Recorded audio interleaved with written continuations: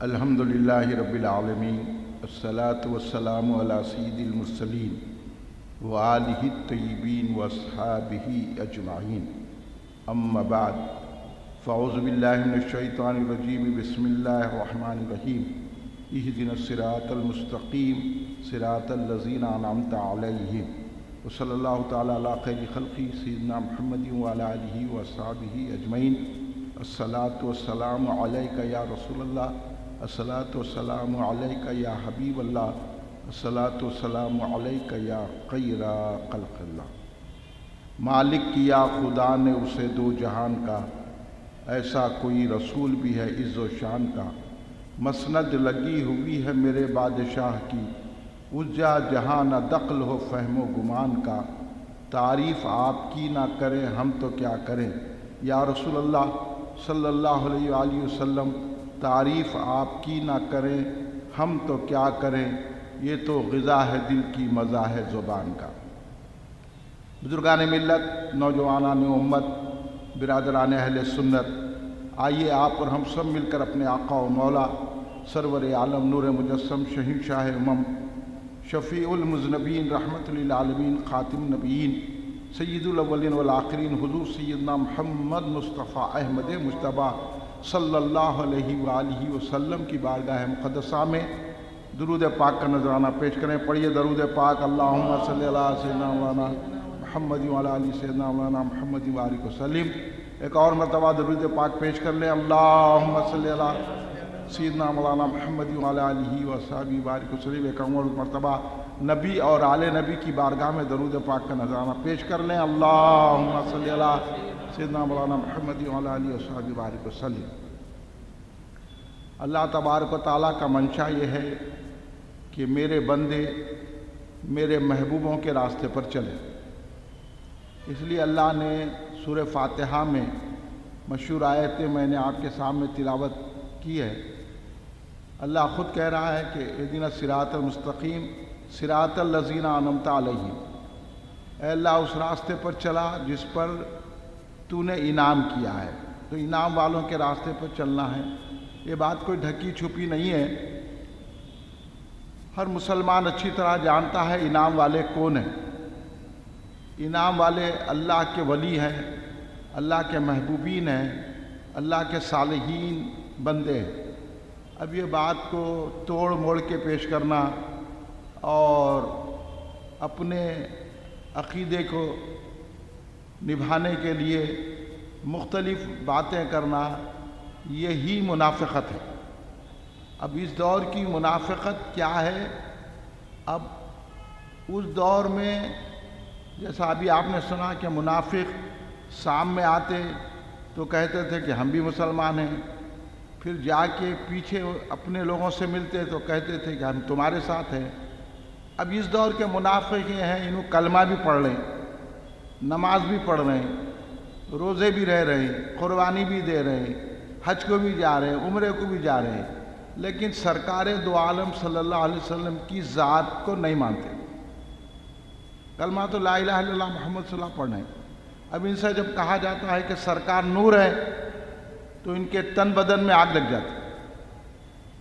تو یہی پتہ چل رہا ہے کہ انہوں سرکار سے محبت نہیں رکھتے، اور ان کو کہا جائے کہ بھئی تم سرکار سے محبت نہیں رکھتے تو انہوں یہ پیش کرتے ہیں کہ ہم نماز پڑھتے، ہم حج کرتے، ہم روزے رہتے، ہم اصلاح معاشرے کے جلسے کرتے، ہم سب اعمال کر رہے ہیں، لہذا ہم مسلمان ہیں۔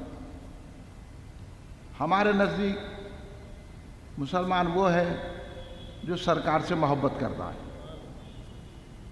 سرکار سے محبت نہیں ہے، نماز پڑھنا بیکار، روزہ رہنا بیکار، عمرہ کرنا بیکار، حج کرنا بیکار۔ نماز اچھی، روزہ اچھا، حج اچھا، زکوٰۃ اچھی، مگر میں بات جو اس کے مسلمان ہو نہیں سکتا نہ جب تک کٹ مروں خواجہ بطحہ کی عزت پر خدا شاہد ہے میرا ایمان کامل ہو نہیں سکتا۔ زبان سے کہہ بھی دیا لا الہ تو کیا حاصل، دل و نگاہ مسلمان نہیں تو کچھ بھی نہیں۔ اور یہ دل و نگاہ مسلمان کب ہوتے ہیں؟ جب دل میں رسول پاک صلی اللہ علیہ وسلم کی محبت آتی۔ اس لیے ہمارے حضرت جلیل مانک پوری رحمۃ اللہ علیہ نے فرمایا کہ صرف حب نبوی حشر میں کام آئی جلیل، طاعتیں آئی نہ زہد آیا نہ تقوی آیا۔ اور یہ بات سرکار دو عالم صلی اللہ علیہ وسلم بھی فرما رہے ہیں۔ اب اس سے بڑی بات کیا ہوگی؟ یہ حدیث تو مانتے ہیں کہ جب تک میری محبت دل میں نہ بیٹھے گی جب تک وہ مومن نہیں ہوگا۔ تو ان باتوں کا ہمیشہ ذکر اس لیے کیا جاتا ہے۔ اب یہ لوگ کہتے ہیں کہ اہل سنت جماعت کو بس یہی بولنا ہے محبت رسول محبت رسول محبت رسول۔ ارے محبت رسول ہی ایمان ہے۔ اگر آپ جڑ میں پانی نہیں دیں گے تو شجر جو ہے کیسا تناور ہوگا؟ تو جڑ میں پانی کھاد دینا پڑے گا۔ یہ ایسا ہے، اگر آپ بہترین فصل چاہتے ہیں تو پانی کہاں ڈالتے؟ اوپر ڈالتے، جڑ میں ڈالتے۔ تو جڑ اصل ہے، تو ایمان کی جڑ محبت رسول ہے۔ ایمان کی اصل محبت رسول ہے۔ تو اس لیے ہم لوگ اہل سنت الجماعت کے جتنے علماء ہیں، جتنے قائدین ہیں، جتنے محدثین ہیں، مفسرین ہیں، جتنے علماء اکرام ہیں، وہ سب زیادہ زور محبت رسول صلی اللہ علیہ وسلم پہ دیتے ہیں۔ اب آپ دیکھیے، ابھی آپ نے سنا کہ امیر المومنین غیث المنافقین حضرت سیدنا عمر بن خطاب، جن کو سرکار نے فاروق کہا، انہیں فاروق کس کو کہتے ہیں؟ جو حق و باطل میں امتیاز کرے، جو حق و باطل کے فرق کو برقرار رکھے، ان کو کہیں گے فاروق۔ اور حضرت عمر فاروق کا لقب ہے فاروق اعظم۔ ان سے بڑھ کر کون ہے حق اور باطل میں فرق کرنے والا، سمجھانے والا؟ ابھی آپ نے ان کا عمل محبوب دیکھ لیا کہ جب وہ یہودی سے سنے اور اس کے بعد وہ نام نہاد منافق جو تھا، نام نہاد مسلمان، منافق سے پوچھے کیا یہ یہودی جو کہہ رہا وہ سچ ہے؟ اس نے قبول کیا تو آپ نے اس کی گردن اڑا دی۔ اب جب ایسے واقعات بیان کیے جاتے ہیں تو یہ جن کے دل میں سرکار کی محبت نہیں ہوتی نا، انہوں یہ بولتے کہ یہی واقعات بیان کرنے کے ہے کیا؟ ہاں، سرکار دو عالم صلی اللہ علیہ وسلم نے اپنے دشمنوں کو معاف کر دیا، یہ واقعات سناؤ۔ تو سرکار کا اختیار ہے، سرکار چاہے تو جس کو معاف کر دے، امتی کو اختیار نہیں ہے۔ امتی سرکار کے گستاخ کو جواب دینے کا اختیار رکھتا ہے۔ اگر سچی ایمان والا ہے تو وہ حضرت عمر کے اس عمل سے سمجھے۔ حضرت عمر سے بڑھ کر تم جانتے، حضرت عمر جس کو سرکار نے فاروق کہا اور جس کا ایسا ارادہ بنتا تھا اللہ کی آیت نازل ہوتی تھی، وہ حضرت عمر فاروق ہے۔ جب سرکار اسی منافق کی نماز پڑھانے جا رہے تھے تو حضرت عمر بولے یا رسول اللہ منافق کی نماز مت پڑھائیے۔ یہ حضرت عمر نے عرض کیا تھا بارگاہ مصطفیٰ میں، پھر ہوا کیا؟ آیت نازل ہو گئی کہ ان کے خبر پہ بھی مت ٹھہرو اور ان کی نماز بھی مت پڑھاؤ۔ اگر آپ نماز پڑھا بھی دیں گے تو آپ کی اتنی محبت ہے ہمارے پاس، ہم اس کو کوئی اجر نہیں دیں گے۔ نبی نماز پڑھا ہے تو اللہ بول رہا، اب سمجھنے کی بات ہے، حبیب کبریا محبوب خدا نماز پڑھا ہے تو اللہ بول رہا کہ میں اس کو کوئی اجر نہیں دوں گا۔ یہ آپ کی نماز کا اس کو فائدہ میں نہیں دوں گا، کیونکہ میری محبت کا تقاضا یہ ہے کہ میں آپ کی محبت رکھوں گا۔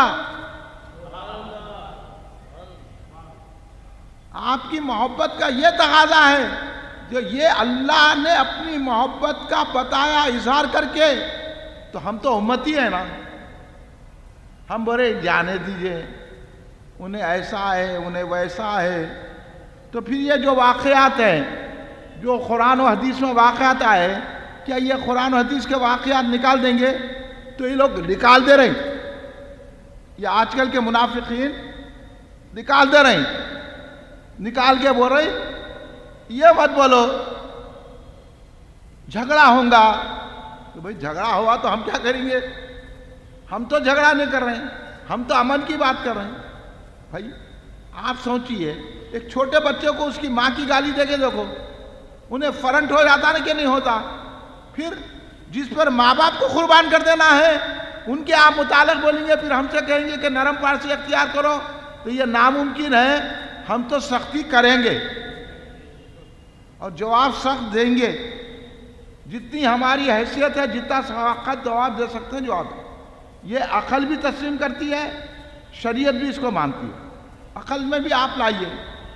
اب بعض بیہودے قسم کے لوگ کہہ رہے ہیں یہ جو سب استغفر اللہ معاذ اللہ فساد برپا ہو رہا ہے تو قرآن سے ہو رہا، کہتے ہیں استغفر اللہ معاذ اللہ معاذ اللہ معاذ اللہ۔ تو مسلمانوں کو جاگنے کا وقت ہے۔ کیا حالت ہو گئی ہے اس وقت کرناٹک کی، مہاراشٹر کی؟ آپ ذرا ادھر بھی توجہ دیں، ماحول کو سمجھیں، کس طرح ایک ایک شعائر اللہ کو ہٹانے کی سازشیں رچائی جا رہی ہیں۔ علانیہ کہا جا رہا ہے کہ ہم یکساں سیل کوڈ لائیں گے، تو ہم پھر کا جواب نہیں دینا؟ پھر یکساں سیل کوڈ کی کیا بات ہے؟ جبکہ قانون میں ہمارے کو یہ آزادی حاصل ہے کہ ہر شخص اپنے مذہب کے مطابق رہ سکتا ہے۔ بھئی یہ ہندوستان جمہوری ملک ہے، تم کون یکساں سیل کوڈ لانے والے؟ جبکہ ایک بات طے ہو چکی ہے، دستور بن گیا ہے، تو یکساں سیل کوڈ لانا؟ تو کبھی بھی مسلمان 1000 سال تک اس ہندوستان پر حکومت کرے، مغلیہ دور گیا، خلجی دور گیا، دیکھتے جاؤ آپ، تمام دور گزرے ہیں، اتنا عرصہ مغلیہ دور کا گزرا، اس کے بعد ہر مقام پر مسلمانوں نے حکومت کی، کیا انہوں نے یکساں سیل کوڈ نافذ کیا؟ ان کے اختیار میں سب کچھ تھا۔ اگر مسلمان واقع میں یکساں سیل کوڈ اور صرف یہ چاہتے کہ اسلامی رہے، کوئی دوسرا مذہب نہ رہا، تو ان کو روکنے والا کون تھا؟ ان کو روکنے والا کون تھا؟ لیکن مسلمان شریعت پر عمل کیا، رسول پاک کی بتائے ہوئے اصولوں پر عمل کیا، کسی مذہب کو نقصان نہیں پہنچایا، کسی مذہب کے آدمی کو بلا وجہ قتل و غارت گری نہیں کیا، بلکہ غیر مذہب والوں کو مدد کی، ان کے غریبوں کی مدد کی، ان جس مذہب پہ چلتے ہیں ان کو سہولت دی گئی۔ اورنگزیب عالمگیر نے مندروں کو بھی پیسے دیے۔ اورنگزیب عالمگیر کو آپ بدنام کر رہے ہیں، ٹیپو سلطان کو آپ بدنام کر رہے ہیں، یکساں سیل کوڈ کی جو ہے بات کی جا رہی ہے۔ بابا یہ ہندوستان ہے، ہندوستان ہر قوم کا ہے، اس لیے جتنا ہندوستان دوسروں کا ہے اتنا ہی ہندوستان مسلمانوں کا ہے، اور مسلمان اس ہندوستان پر حکومت کرے سو ہے، اور اس ہندوستان کو سنوارا ہے مسلمانوں نے۔ یہ بڑی بڑی عمارتیں، یہ بڑی بڑی سڑکیں، یہ بڑی بڑی بلڈنگیں، یہ بڑے بڑے آج تم کما کے جو کھا رہے ہیں، یہ مسلمانوں کا تو صدقہ ہے۔ ان بادشاہوں نے آج تمہارے کو تاج محل دے دیا، آج تم اس سے آمدنی کما رہے۔ یہیں دیکھ لو نا حیدرآباد میں چو محلے سے کتنی آمدنی کما رہے۔ ہاں یہ دیکھ لو چو محلے میں روزانہ کتنے لوگ آتے ہیں، ٹکٹ لگا کے تم جو ہے پیسہ کم، تو کس نے بنایا؟ یہ تو ہمارے نظام شاہی حکومت والوں نے بنایا نا، عثمان علی خان، محبوب علی پاشا، ان لوگوں نے تو بنایا سو ہے نا۔ آج جا کے ان کو دیکھ رہے ہیں آپ، ٹکٹ لگا کے آپ اپنی آمدنی میں اضافہ کر رہے ہیں، تو یہ کس کا ہے؟ یہ مسلمانوں کا ہے کہ نہیں ہے؟ غور کرنے کی بات ہے۔ میں آپ لوگوں کو توجہ دلانا ہوں کہ آپ حالات سے مت گھبرائیے، آپ سرکار کی محبت میں سرکار کے دشمن کو جواب دینے کا سلیقہ سیکھیے، خاموش مت بیٹھیے۔ کہیں بھی ذکر ہو گیا میں کیا کر سکتا ہوں، جان تو دے سکتے ہیں نا، کیا کر سکتے؟ بھئی ظالموں کے سامنے ہم کیا کر سکتے ہیں؟ جان تو دے سکتے ہیں نا. پھر وقت آیا تو وہ بھی بتا سکتے ہیں. وقت کی بات ہے. اس لیے سرکار نے کہا مجھ سے محبت رکھو. اللہ نے ایسی محبت کر کے بتائی کہ سرکار کے دشمن کو اللہ معاف نہیں کرتا. یہ جو عذابیں آ رہے ہیں یہ انبیاء کی دشمنی میں اور سرکار دو عالم صلی اللہ علیہ وسلم کی دشمنی میں ہے، اور صحابہ کا یہ کردار ہے. صحابہ نے بتا دیا.